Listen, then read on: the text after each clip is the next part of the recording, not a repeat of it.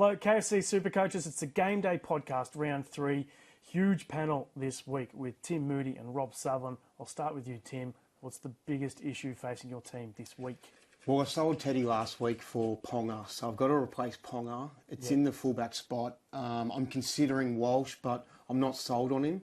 I was really sold on that performance last week. It looked great, but there's some really low scores in there, and I like to have the premium in fullback. So I probably shouldn't have sold Teddy if that's what I'm looking for. But yeah, I wanted to get Harry Grant into my side last week, which I was able to do by selling Teddy. So, Rob Sutherland, is it one of your first ever appearances on the Thursday show?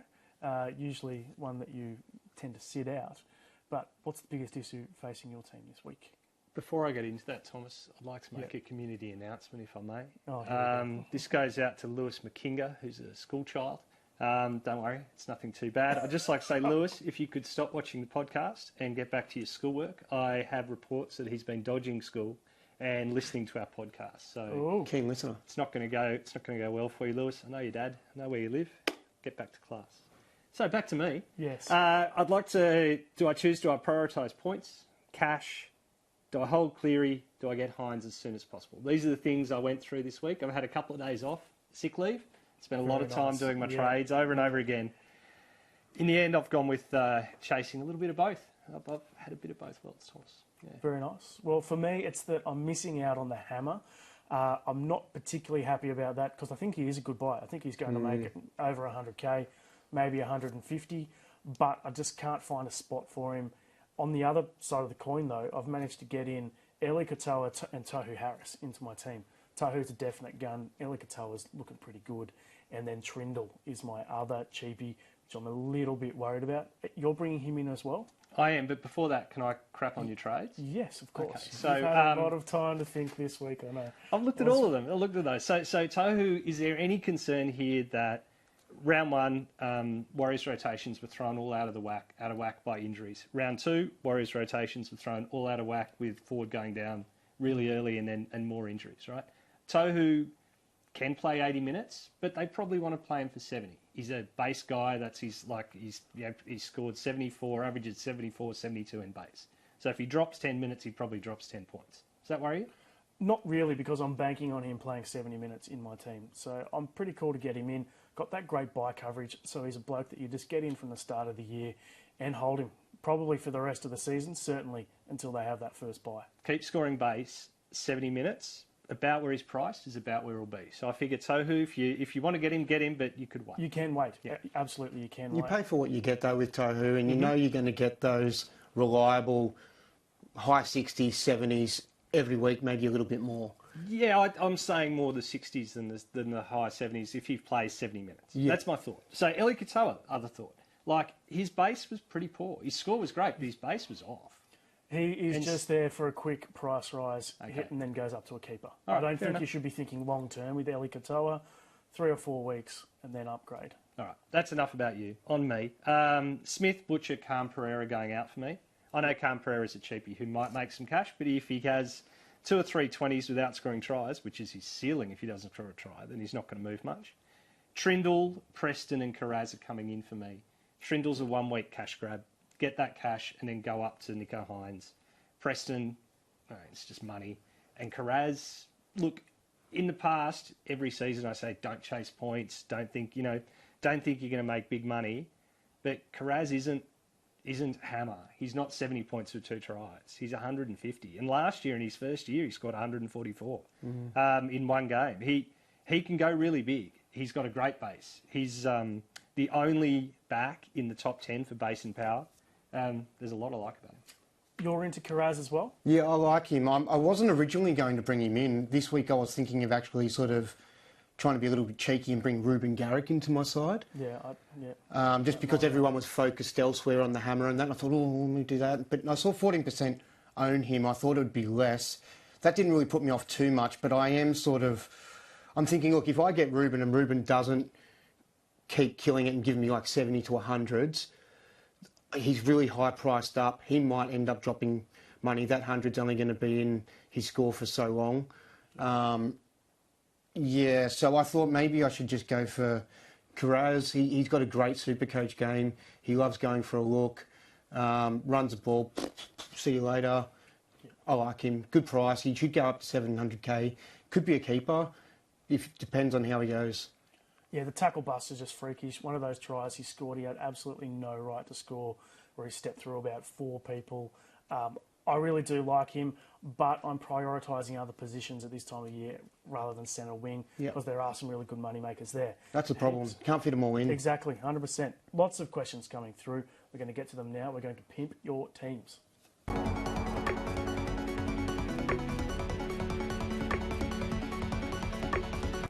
Right, question from Mosh. He's asking, do I play William Warbrick or Josh Schuster as last reserve this week?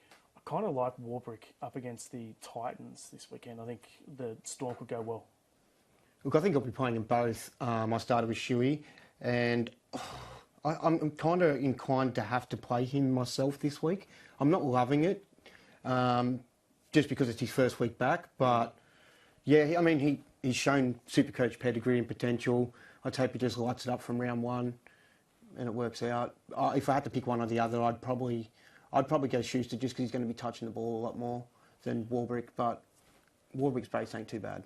Yeah, if I had to pick one, I think no offence, I'll be going Warbrick. Just he's a big body. The Titans' outside backs are not the most defensively staunch. He's due a try. You know, those are silly reasons. Big guy is due a try, but he is due, and you know, he's been scoring well without. So yeah. Jason is asking thoughts on Reid Marnie. I know that you were keen on him at the start of the week. Yeah. Yep. Yeah, I was really keen. I think you can be a little bit deceived by Marnie's attacking stats. I know he's in a new team and maybe has a bigger role, but he had a big role at Para. And he's done this in the past, 85, 90 with lots of attacking stats, and then he rolls out a few 45s. So I had a really good look at Marnie. I had a really good look at Wade Egan. In the end, I decided the only 2 hookers I want to run with are Harry Grant and Damien Cook. Like, Damien Cook's averaging 65 in base. Like, he's getting no attack. And the Rabbitohs have that horrible draw. My theory is I'm just going to hold out till I can get those 2, lock him in and leave it.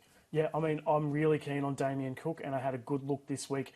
I can bring him in instead of Tohu Harris, but the thing that turned me off is that draw. They've basically got top 4 and top 8 teams until their first bye, until their bye hits. So it's going to be tough, but his base is sensational.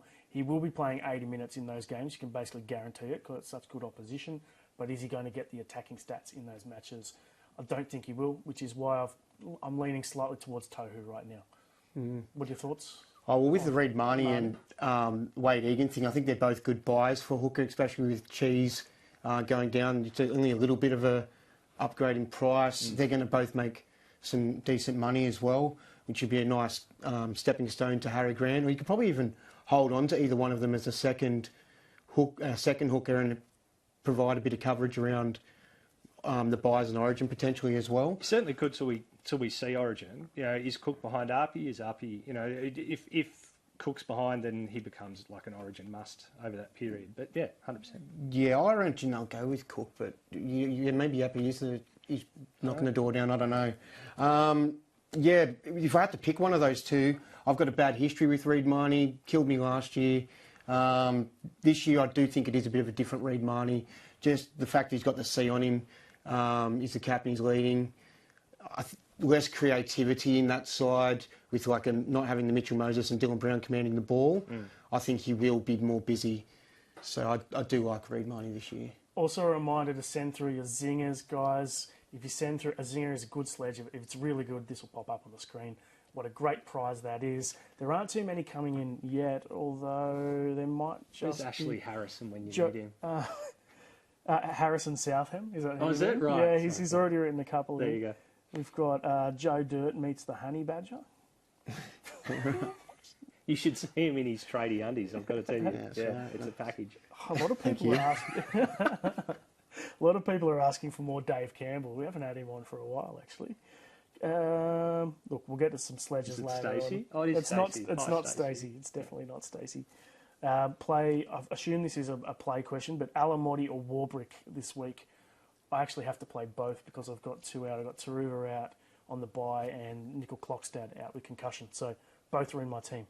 Yeah, I'm playing both. If I had to pick one, you know what? The classic thing is take the winger. I know the centre is more enticing because he gets more defensive work, but wingers tend to hit the ball up more and score more tries. Yep, absolutely. Big game coming up tonight. Let's do the burning issues.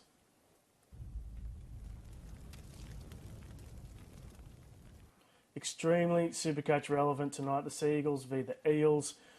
Both teams look like they'll be 1-17. That's the first thing to get out of the way. Second thing is Tom Trbojevic. He's the most popular vice captain. He is a relatively popular captain as well. Third most popular captain. Do you just chuck the straight C on him tonight? Oh, it depends where you sit. In Supercoaches, there's a whole bunch of people that like getting their captains out of the way and don't mind doing that. And there's others that like to leave it later in the week and sort of have a look and sort of play the free look with a VC on him.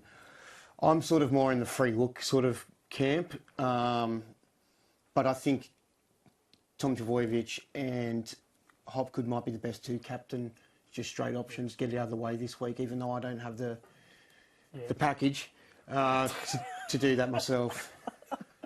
Yeah, I've got Turbo straight C. I'm really? going to do it, yeah. Wow. I think, and I agree that it has to be tonight. You either go Hopgood or Trbojevic. You got the package, brother. It's Turbo VC for me and Harry Grant C. Harry Grant against the Titans. Harry Grant is really popular. These percentages are from the top 10% of teams. So if you've got Supercoach Plus, you can sort by top 10, top 5, top 1% of teams and all Supercoaches. That's a new feature this year. Harry Grant is captained by 33% of the top 10 teams. So he's by far the most popular. The next is Hopgood at 17. He's basically double the next guy. You can see why people are going Hopgood. I mean, just his base and power put together, it's phenomenal. It just worries me that it's at Brookvale Oval or 4 Pines Park. 4 Pines. We're allowed to say 4 Pines. Have you heard from them yet? No. Oh, well, sort of. But, you know, we had to maintain the integrity of the show, Thomas. Yeah, fair enough. Yeah, we do actually have sponsors. Schuster. So he has been cleared. He will play.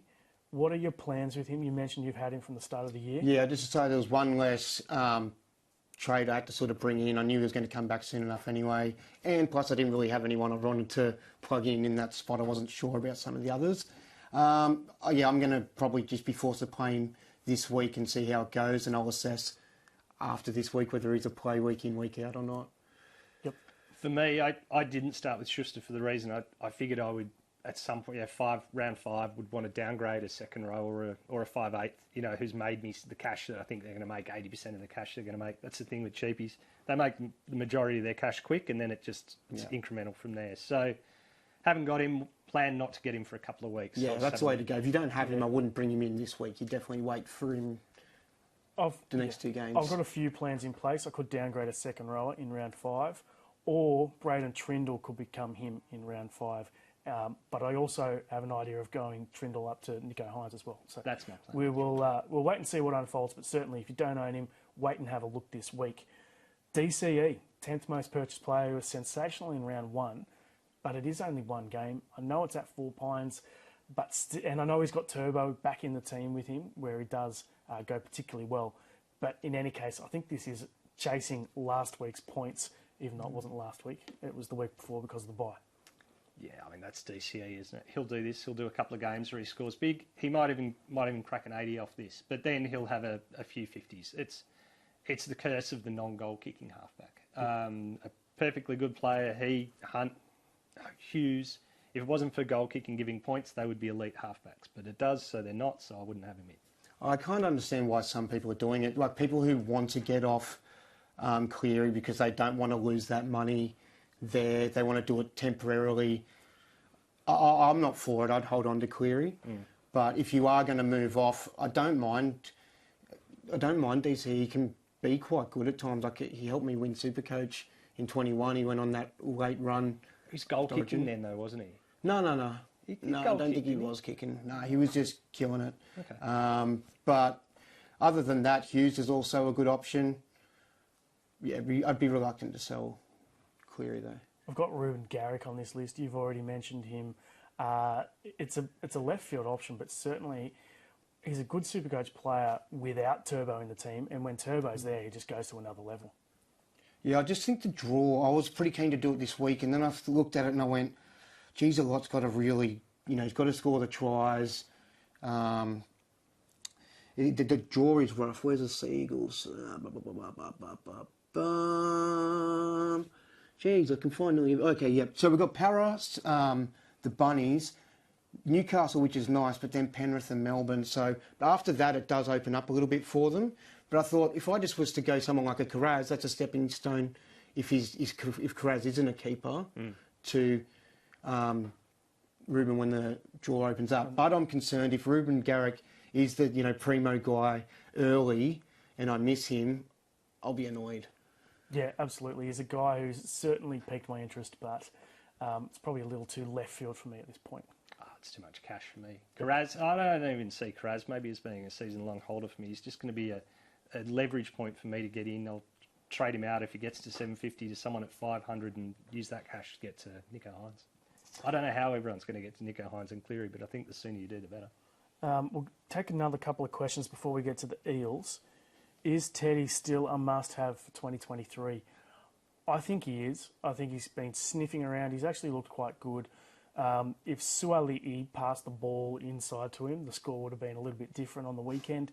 And he's just always there. He's always making a half break or a half tackle bust. I think something big could come from him soon. And it may be this weekend because I'm taking the captaincy off him. Look, if Suali'i had passed, if Teddy hadn't dropped a pass 10 minutes before where it was a certain try. I mean, those are two tries right there. And no one's having this conversation. No one's talking about dropping him because he's delivered where you think he'll deliver.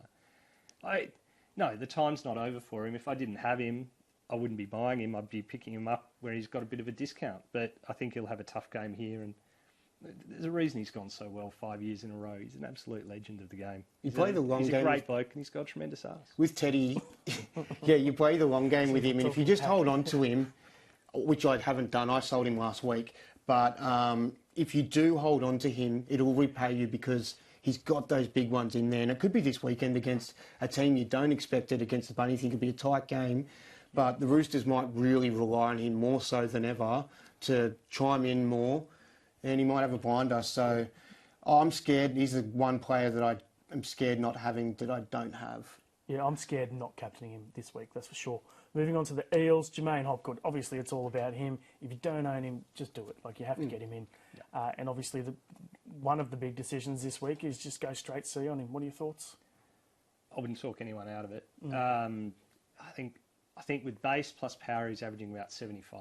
Those are absolutely replicable scores every week. That said, it also sometimes things look too good to be true, and I kind of wonder how this guy, who I know he was stuck behind Isaiah Yeo and he was at a very, very good team, has suddenly turned into the greatest SuperCoach player since Corey Parker.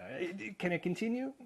I don't know. Well, the thing I like about doing the captain on Hopgood is that we're all desperate to get that 100, 150 out of like a Pizzazzi fullback or halfback and, you have it go that way. But too often we've been getting 50s out of our captains, whereas with him, I don't think there's a 50 in him. As long as he's getting the minutes, I think there's at least 70 points there. And you'll take that more weeks. That's the Payne Haas rule, isn't it? Yeah, back where we just used to captain Payne Haas, lock it in, get 75. Looks like he's guaranteed 80 this weekend, but then Maddo's back, so we don't know what happens from there. Then Sean Lane's back maybe a week or two after that. So it could be the last week that you captain Hopgood this round. Moving on to Bryce Cartwright, I have to mention him.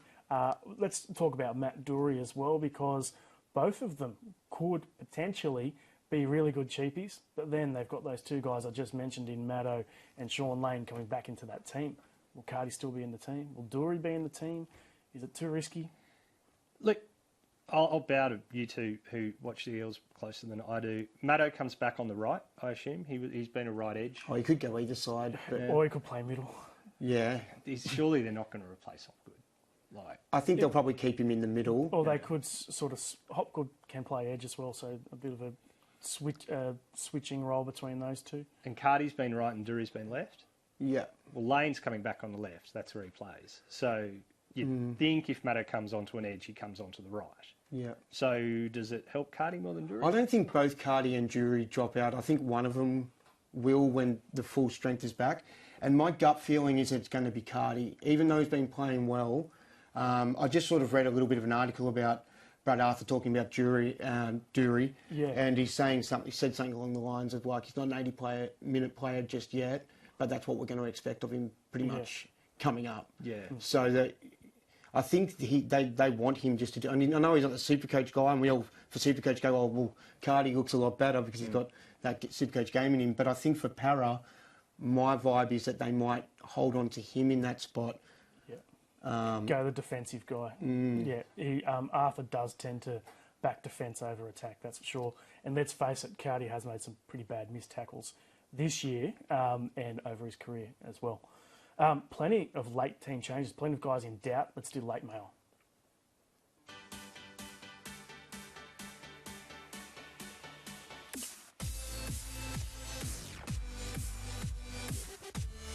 So big news on 3 guys: Brandon Smith, Adam Doueihi, Pat Carriagn, all popular SuperCoach guys, all in doubt. We'll run through them. Brandon Smith as a fitness test today. They've got the bye next week. I don't see why they would risk him. And in any case, I think he's a sell anyway. So it's irrelevant for SuperCoach, really, whether he plays or not. I think he's a sell. I think it largely hinges on how confident they are that Victor will play and get through okay. If there's any clouds over Victor, I think then Smith plays. If not, because it gives you that ability to play 13. My gut says that maybe he doesn't play. Yep. Yeah, with Cheese, I think he'd be a sell. Like especially with the sore ribs, he can't do cheesy things with sore ribs. Cheesy things. How good. He has been on painkillers all week. We know that. Martin Gabor, our reporter, is chasing that story today. So we will have hopefully something concrete by the end of today. Adam Doueihi is in a little bit of doubt. He looks like he's probably going to play, but he did sit out training yesterday with bruising on his foot. The issue is that they play so late. They're the second last game on that Sunday. So if he does get ruled out, what do you do?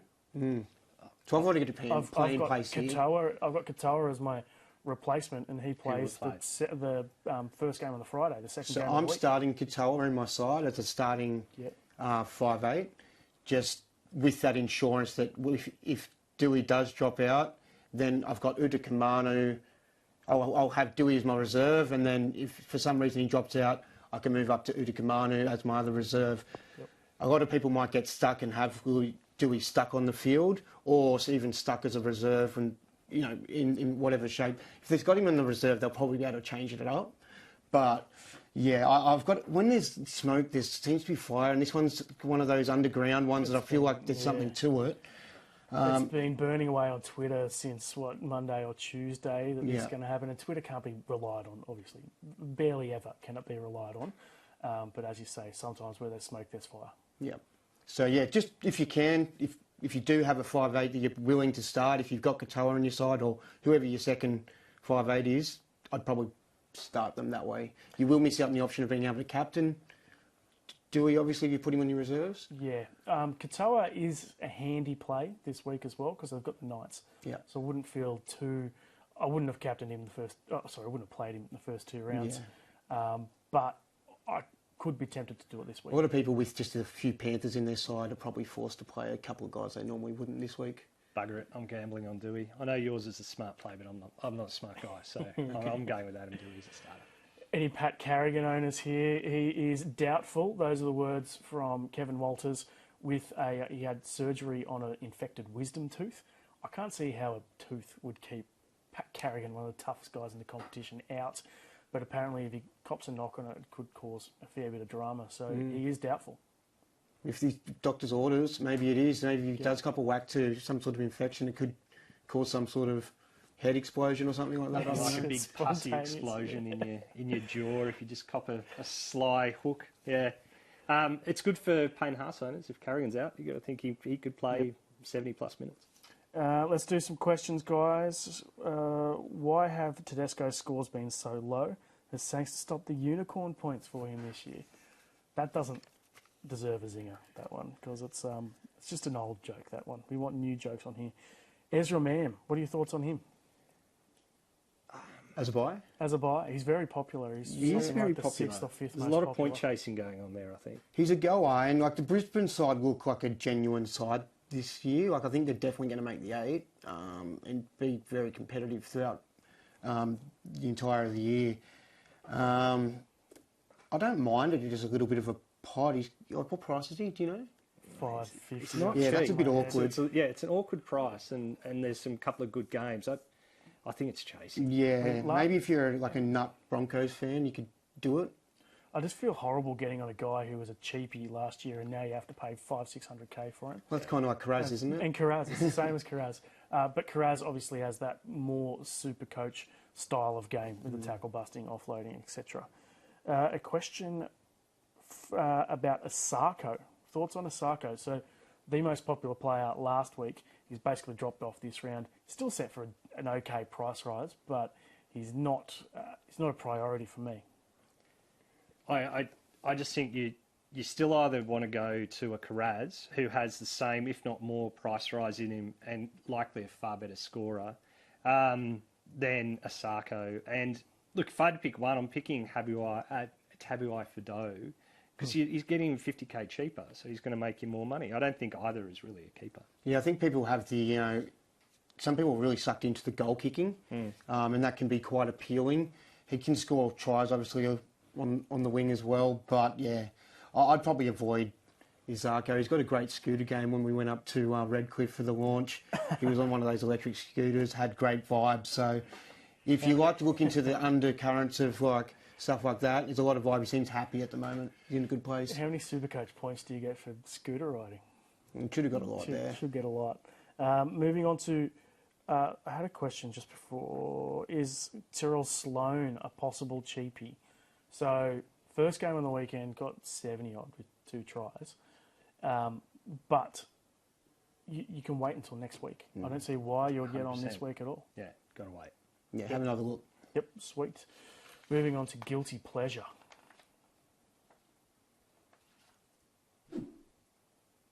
This is the player that you shouldn't pick, but your heart is telling you to do it. For me, this week, it's Michael Cheekham, who I think is actually a decent cheapie. He's playing 80 minutes as an edge-back rower. I like he can do things that other players can't do. He does freaky stuff every now and again. He's won a couple of games with just crazy things out of the blue. But the 80 minutes is what's enticing me. They do have Jacob Host due back next week, though, so that's the big issue. Plus, Jai Arrow presumably comes back in, and he could be back as early as next week too. So that doesn't make sense from a job security standpoint. Trindle is mine. I was looking at halfbacks. Sammy Walker, love him, but it's a really tough game. Sean Johnson is the player I've looked at way harder than I should be looking at, and that I've, for years, most recent years, I've gone, oh no, he'll break down, something will happen, but his scores have been good, and he's leading the team well, and they've got a pretty decent draw, and he's going to make good money, and so I was really close to getting Sean Johnson. In fact, I've had him in a couple of times. But in the end, I've gone with Trindle, which is a stupid pick because he's only going to play 1 week. But he's got a negative minus 54 BE. And so, I only need him to score. He scores 30, he makes 70K. If he scores 50, I know you want to make that money to help you get to Nico Hines, but you could probably make that money in another position, you know what I mean, and still help that fund. I can be, see, if I go cheese out, I can move Tanner Boyd up into secondary hooker, not for long.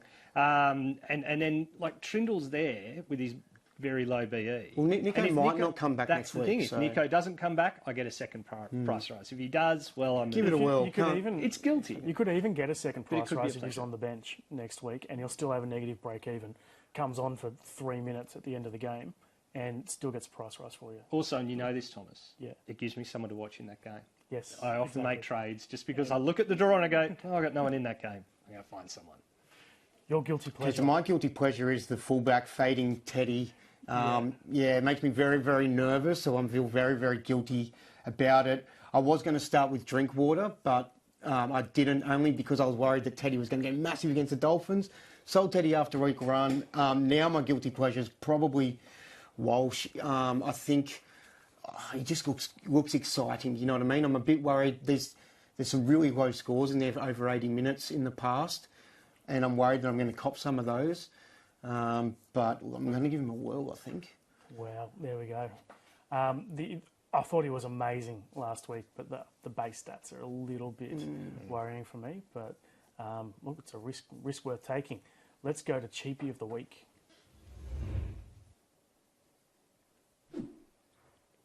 Right, so do we all agree that Jacob Preston is a must-have?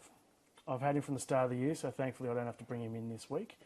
But you two are both bringing him in? I'm bringing him in. I don't think he's a must-have. Like, if you're say, second rowers are all making money already, like, say you've got, like, a Bryce Cartwright and other or Doueihi even still going to make some money, I probably could get around freaking Doueihi to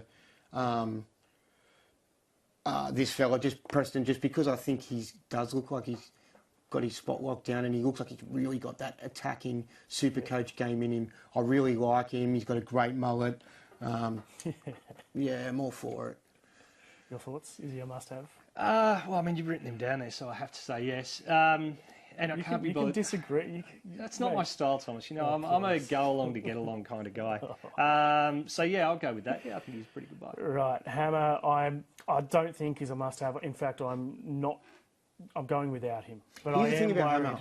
So Hammer's going to take up a spot where you probably...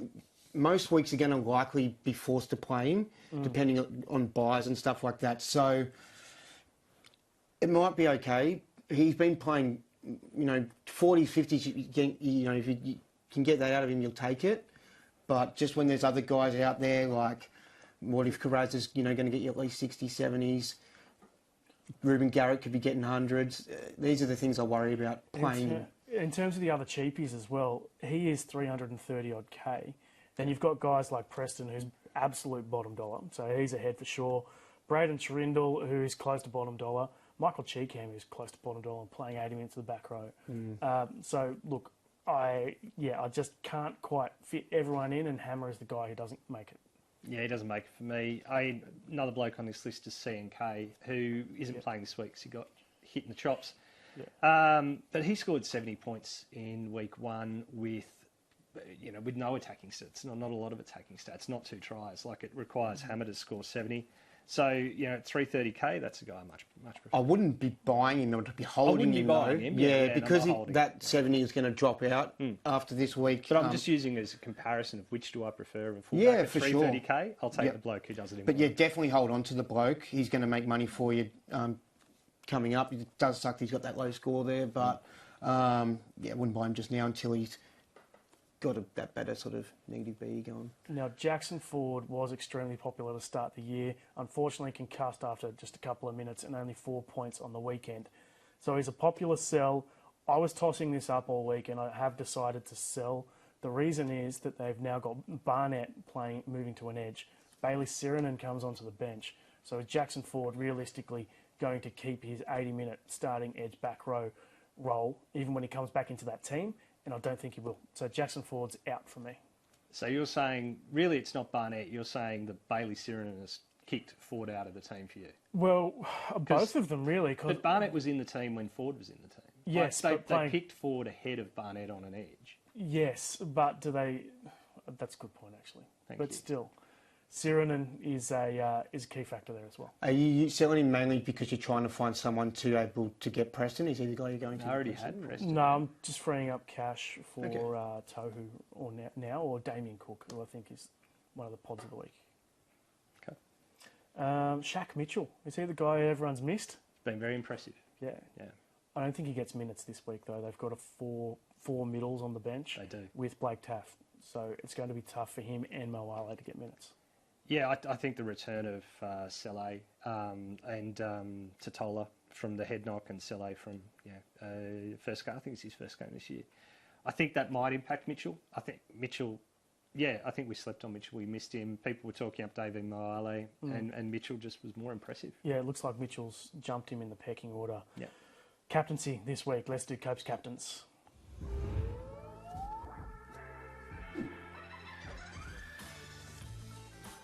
Right, Trent Copeland is on the show next week, making his season debut. Let's run through the top percentages here. Harry Grant at 33%. It's very tempting for me, I have to say. Conservative. I've thought about it. I thought about doing it last week as well. I would have been happier with the 70-ish that he got than the Doueihi 50-ish. So that's the thing you sort of get with Harry. You're pretty reliable for a 70, but a lot of the time it can have quite a low score until that attacking stat does come in. Like you worry about it as a captain until that attacking stat's there. It's usually there most games though. I think you summed it up pretty well. Yeah. Quick roll call on captain. I'm going Turbo, first match tonight, straight C. Turbo VC, Grant C. Yeah, I'm probably going to go Turbo VC and not really sure where I go with my captain. I might get really creative and stuff later in the week. Maybe like a weird thing like Val Holmes, but I just think that's a bit risky. But I might end up just going Grant too. That's probably a safe play against the Titans. Right, questions till the end of the show, guys. What have we got here? Pod captain Marnie against the Tigers this weekend. Thoughts there? I don't love that. I don't love it. Poddish. And to me, with zero evidence, the Tigers leak points wide rather than through the middle. And so I suspect that Marnie won't score as well as maybe Micah Sevo might in that game. Yep, fair enough. Val, is he a sell to Jacob Carraz? I actually looked at selling Val, I have to admit. Yeah, And then I looked at the draw and went... The draw's opening up. I can't sell on the first that. two games were a little bit okay-ish, but now it's really nice. So anyone selling Val will be bitterly disappointed. I agree. Corey Elton, is asking, would you sell Tanner Boyd or Brandon Smith for Reed Marnie? I think Brandon Smith has to go first. Tanner hasn't set the world on fire. David Fafita moving to the other side of the field really has affected him, I think. But I'm still holding him. I've got him at hooker now, actually. I do too. I look at Boyd's stats. I think he's made 2 runs all year. Yeah, Surely the coach has said to him, look, Tanner, have a trot. At least I'm hoping so, because it might, free him up a little. He's looked uncomfortable, but he looked way better than that last year. He's a better halfback than that. I think he was an Australian schoolboy halfback. He's not playing like that, and I'm hoping that he lifts a bit. Yeah, I'd get rid of the cheese. We can always bring him back when he starts to do cheesy stuff. Exactly. And this will be the final question, or it's a statement, really. Campbell Graham. You love him, don't you? Serial killer. Serial Are we just doing statements? Yeah. We should all take one. Yeah. Yeah, as a buy, and to get him, or as a captain, is that I assume it just says Campbell Graham. just says things about him. Yeah, Basically, just says his name. Nice hair. This time of year, I feel like there's probably better primo options. Yep. But yeah, if you want to go Poddish, then he's usually pretty consistent. Could be an option over that Origin period, if of course he doesn't make Origin, and he has a decent chance for that. Travesty that he doesn't make Origin. Right, well that is it for our Game Day podcast, round 3. Good luck on the weekend. Big thanks to Tim and Rob, and we'll catch you next week.